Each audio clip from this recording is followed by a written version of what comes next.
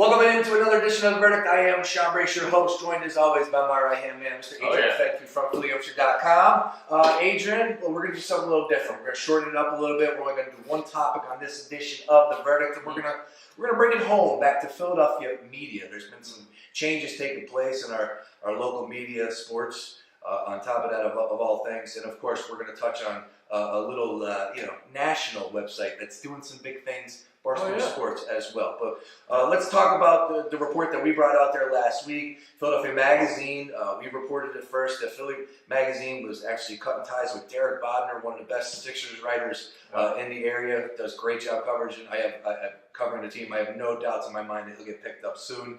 I don't always agree with Derek because I think there's times that I think he goes a little over the top with the Sixer love. But, all in all, he puts a lot of work. His details are there. And that's a good thing that we don't always agree. So, but I do like Derek a lot. And like I said, he will be picked up. But Philadelphia Magazine, doing away with sports coverage as a whole. Interesting. Doesn't make sense in this town. Yeah, it doesn't at all. Because sports is the backbone of Philadelphia. As a guy myself, whenever I'm picking up the newspaper, I'm looking at the sports section. That's what I want to know about at all times.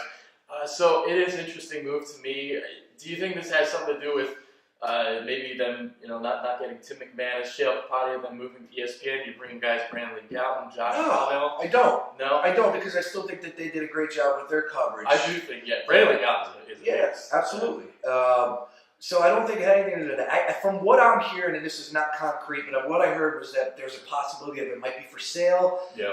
So they're kind of thinning things back a little bit about spending, which would make more sense than anything I've heard. But the other thing I heard was they couldn't, Philly Mag could not monetize the sports. And that blows my mind, because you're talking about Philly Mag does great events. The Burger Brawl, or Best Burger, whatever.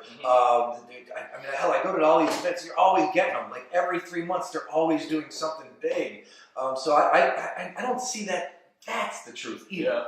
I don't like it. I definitely hate it to see people lose their jobs, because nobody knows more than me about that.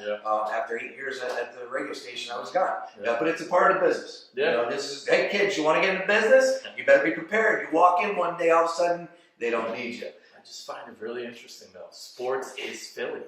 And on that note, we'll carry over to another show. Breakfast on Broad was canceled. This was reported by Crossing Broad yesterday. Shocking, to say the least. I thought that they were in a groove. I thought they were in a good spot. The Comcast was trying to make these guys work, but all in all, it's a ratings-based business. And if you saw the ratings, if the numbers are true, they didn't really do all that well in 20 months of time. Look, there's a million and one ways you can look at it, but my opinion is this, and I got nothing but respect for anybody on that show. They had me on a couple of times. I was grateful for those guys putting the invite out there. But was there ever a wow moment? Was there, in the 20 months, was there one video that you remember, oh my goodness, remember when they did that? Did anybody create news on that show? And, not really. And that's just where was the banter? Where was the arguing? Who was the personality on that show? I think you got to do a couple things in the morning. You have to do something. And you got to wake us up. I think the debate might have worked if you had people that were in there debating. I'm not so sure that was it. But you have to be 100% invested.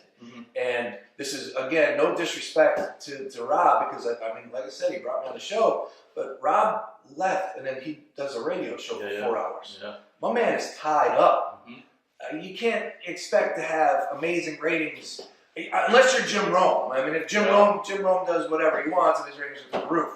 But other than that, you can't punch the clock at 8:30 and then, go do another show, and then, you got to be invested.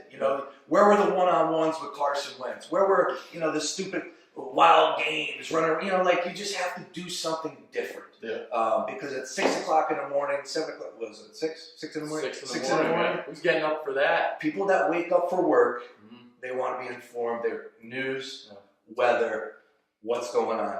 I'm out the door. Sports, even in this town, So you got to do something. That's just my opinion on that. I'm with you on the debate thing, because now I'm thinking about this, because you remember Skip Bayless and Stephen A. Smith first take and how well they did. Now it's on ESPN.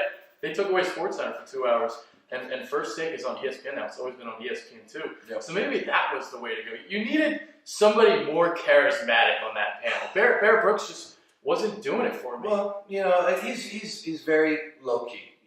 He's relaxed. I think everybody did a good job. Like, that's not to say that it wasn't a good show.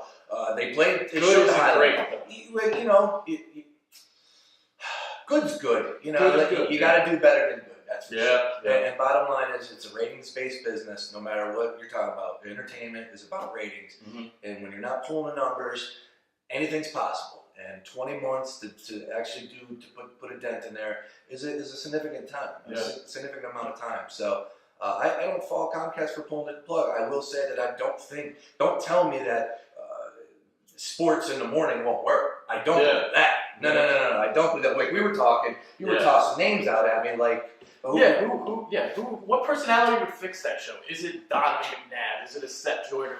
Who could have been the guy for that? I don't see it. I don't see that. Or do you need a more charismatic host like a Stephen A. Smith? Not saying Stephen A. Smith would go there, but somebody like that. Well, that kind of engaging type of personality. Yes. Maybe they needed like a troll, like Skip Bayless. He's trolling on all of Philadelphia sports. Absolutely. Somebody like negative. Somebody got Josh Ennis or something like that. Yeah, I agree. Somebody to create controversy. Yeah, that goes with it. I would say, and this kind of right into our next topic, Barstool Sports. El Presidente. Yeah, man. I mean, look, I was never the big Barstool supporter coming up all through those years. But then when you started paying attention to them, for me at least, for about 3 years ago, I was like, damn, they've been doing it a long time. I didn't know that. Then all of a sudden, you start paying attention, and the personalities, like that dude, Dave Portnoy, the big cat, KFC, whatever. Yeah. But those two guys are just huge personalities. Yeah. Shout out to our boy Smitty up there representing Philly Barstool. He's doing big things with Philly Barstool Radio.